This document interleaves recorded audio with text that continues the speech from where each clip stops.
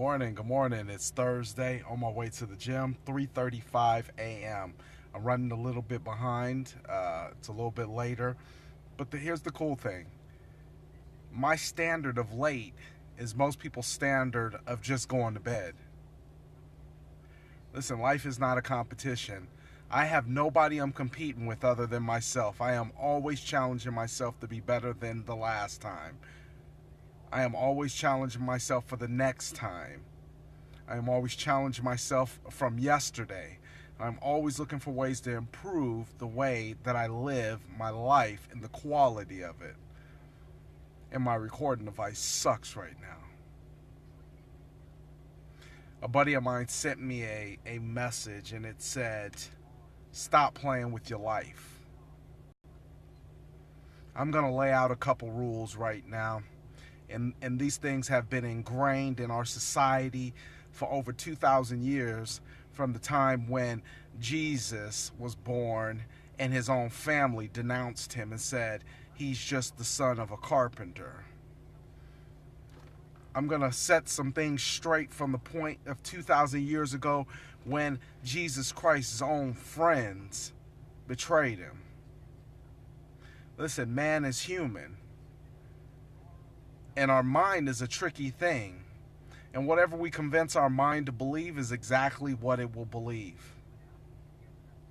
Ask yourself this: how can you ask or expect somebody, friend or family, I get it, to support what you're doing when you're at the gym and they're at home? How can you even relate? How can you expect a family member to support what you're doing when you're at the seminars and reading the books and they're working the 9 to 5 trying to figure out how they're going to spend their same paycheck the exact same way? Let me dispel any type of negative thinking that could possibly stand in your way from this point going forward. If they're not sharing in the same adventures that you are sharing in, how can you expect anybody to relate to you? It's virtually impossible. There's only a handful of people who have been to the moon. I can't relate to what they can relate to. I can't get on their level. Neil Armstrong went to the moon, and once he said he got to the moon, he says life after that became boring. There was nothing else. I got to the farthest and deepest part in life that I could. There was nothing else.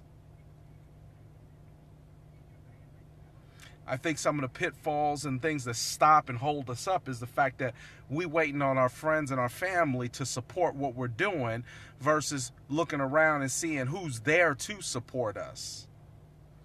Be very clear. If you're not in the gym with me, I don't expect you to respect or cheer me on. Let me also be clear about this. I don't expect anybody to cheer me on if you're not sitting in the passenger seat at 3:38 a.m. in the morning on our way to the gym so that we can get to our office by 6:30 to sit down, read over our goals, write in our journal, review our vision board, formulate our day, get it ready before 90% of the world wakes up. Get it very clear. You're going to have to leave some people behind. And it's not you leaving them behind, it's them standing still while you're moving. Look for the people who are involved in what you are involved with. Find your circle in the people who are involved with what you're involved with. Because keep attempting to get the horse to drink the water, it's not going to happen. It's never happened. Since the time of Christ, it's never happened. You can't pick up the downtrodden. You can't uplift the down low. The power that we have comes from inside, not externally. There's nothing I can do for you to lift you up other than to say the words that I say and hope that it inspires you to make a move. But ultimately, I'm just speaking. You have to do the action. I thought it was so revealing that he sent it, and I watched it. Stop playing with your life.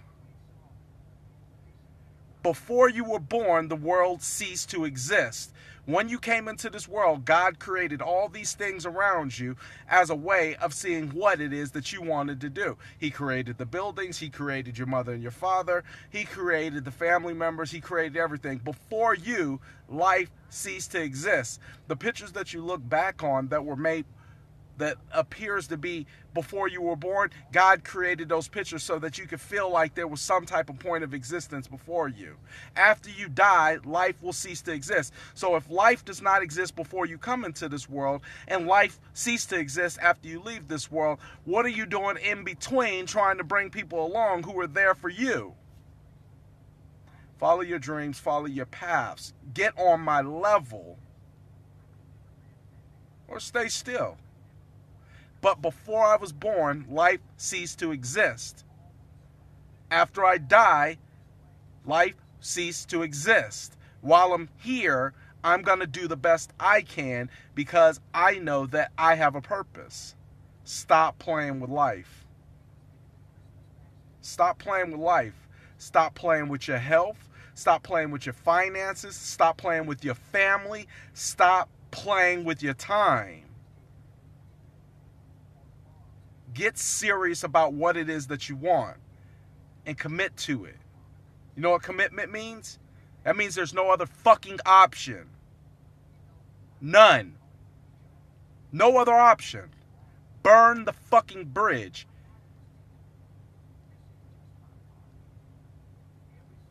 When them soldiers went to that island and the captain said, "Let the boats go," he sat down with his men and he said, "Men, you see those boats?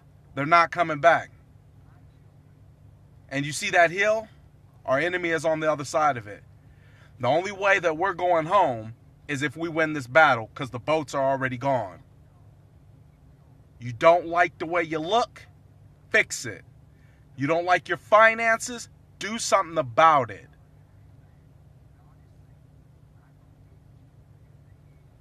You want a cheerleader? Get involved in a group that's doing what you're doing. They will support you. Stop looking for it in people because you think you share the same bloodline.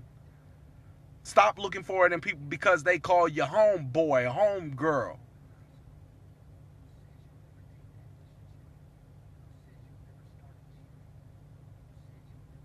You can have it all.